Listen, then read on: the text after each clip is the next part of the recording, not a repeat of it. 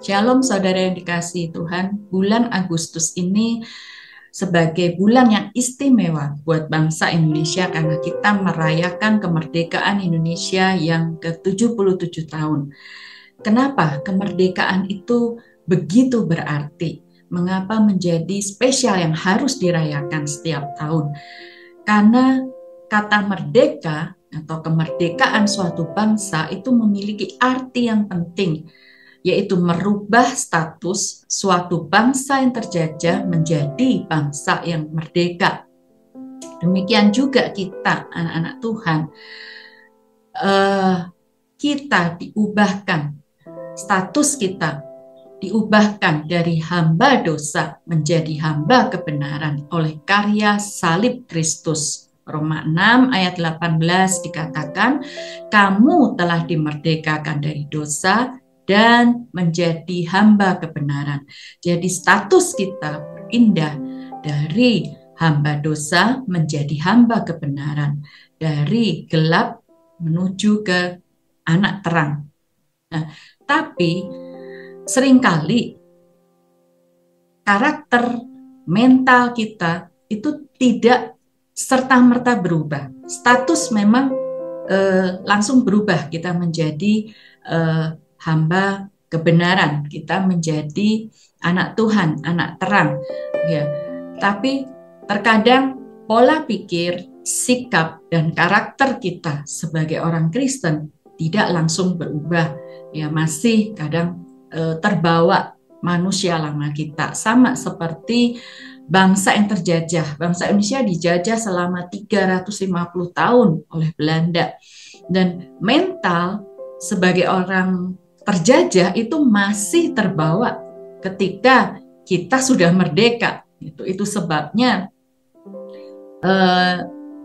Pak Presiden kita Jokowi pada masa 5 tahun pertama mengadakan program untuk revolusi mental, ya, karena ada mental yang harus diubah, ada pola pikir, ada karakter yang harus diubah untuk menjadi bangsa yang merdeka, menjadi bangsa yang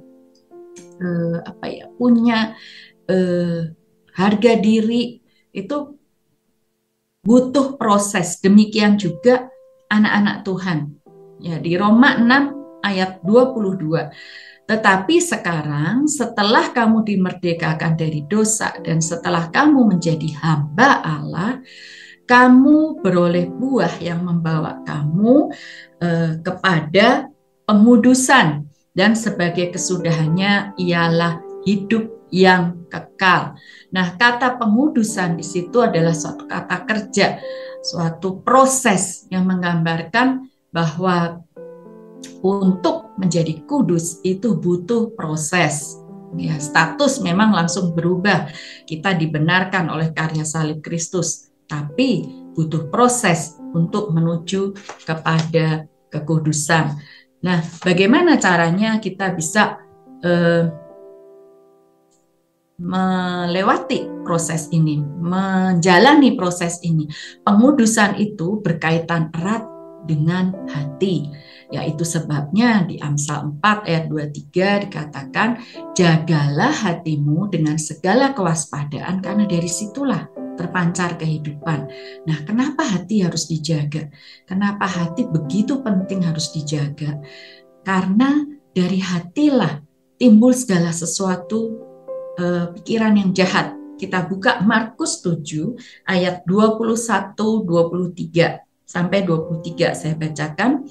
Sebab dari dalam, dari hati orang timbul segala pikiran jahat, percabulan, pencurian, pembunuhan, perzinahan, keserakahan, kejahatan, kelicikan, hawa nafsu, iri hati, hujat, kesombongan, kebebalan.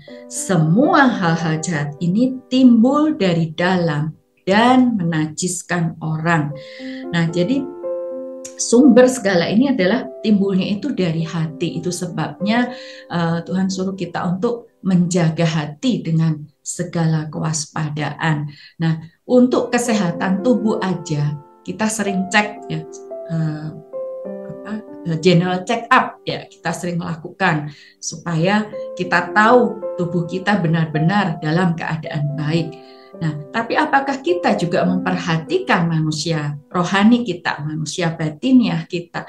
Manusia rohani kita pun perlu cek setiap hari ya, cek hati kita apakah sesuai dengan firman Tuhan, atau adakah hati kita mulai menyimpang dengan tadi yang disebutkan, pikiran jahat, percabulan. Nggak ada yang tahu, saudara, status orang Kristen tiap hari mungkin melakukan pelayanan hampir setiap hari, minggu ke gereja, itu menyatakan secara fisik kita orang Kristen gitu, tapi tidak ada yang tahu ya mengenai hati. Nah, apakah hati kita itu dikuduskan, atau hati kita masih menyimpan hal-hal yang tadi dikatakan di Markus 7 ayat 21-23, hanya kita dan Tuhan yang tahu ya. Makanya kita butuh cek dengan firman Tuhan, karena firman Tuhan itulah yang bermanfaat untuk menegur, untuk menguatkan, untuk menghiburkan, untuk mengokohkan ya. Jadi kita perlu tahu kondisi hati kita, jangan sampai dibiarkan menjadi suatu tindakan, karena segala kejahatan itu awalnya dari hati, dipikirkan, direnungkan, dan akhirnya baru dilakukan.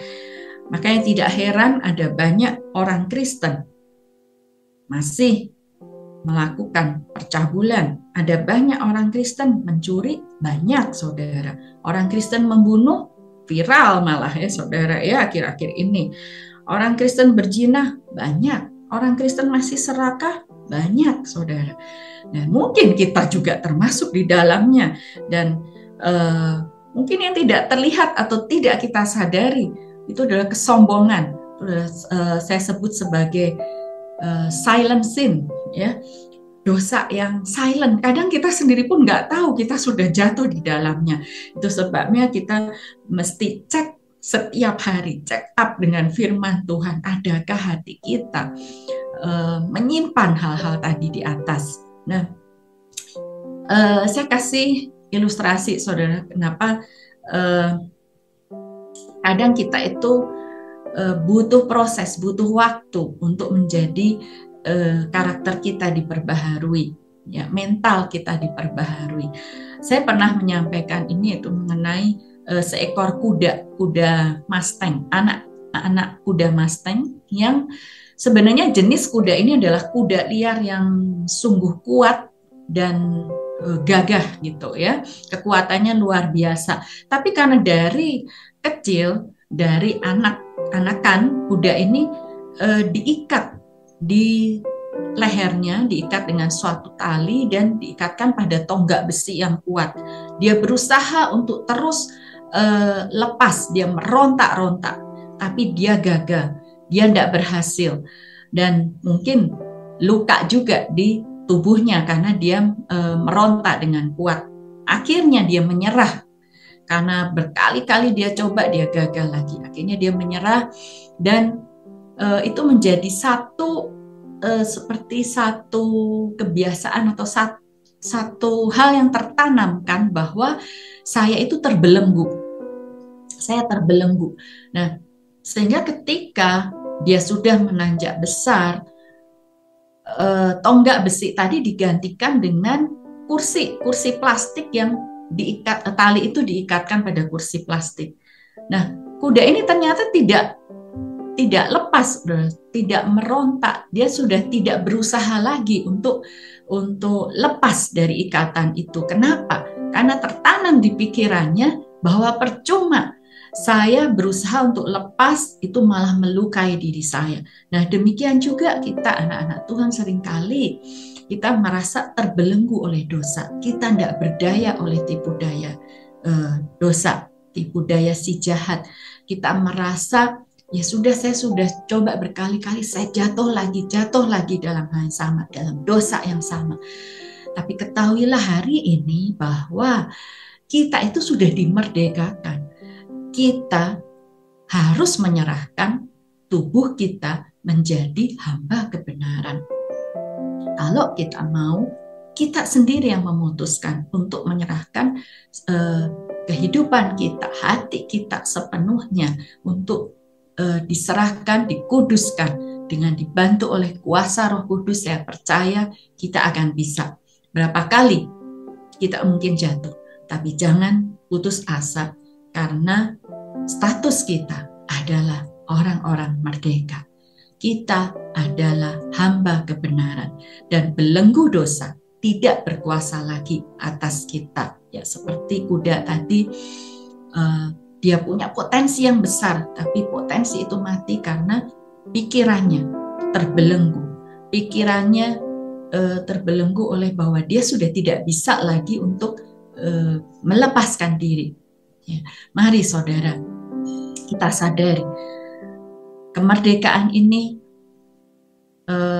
mengingatkan kita bahwa kita adalah orang-orang yang merdeka, orang-orang yang sudah dimerdekakan oleh darah Kristus. Kita sudah ditebus, kita sudah lunas dibayar segala dosa kita. Dan saya percaya ketika mental kita berubah, ketika pola pikir kita berubah, ketika kita mau berproses untuk mengubah karakter kita menjadi manusia baru dengan pertolongan Roh Kudus, kita akan menjadi orang-orang merdeka yang sesungguhnya, Kristen-Kristen merdeka yang sesungguhnya. Saya percaya kita semua akan meresponi firman ini. Saya percaya pastor message kali ini akan mengingatkan kita, sungguhkah kita sudah menjadi orang-orang merdeka di dalam Kristus. Terima kasih. Tuhan Yesus memberkati.